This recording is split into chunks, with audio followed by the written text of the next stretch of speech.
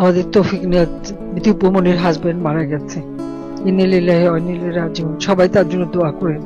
খুব ভালো মানুষ ছিলেন। 2007 সালে আমি যখন কারাগারে প্রত্যেকটা মামলা মোকদ্দমায় তিনি উপস্থিত থাকতেন।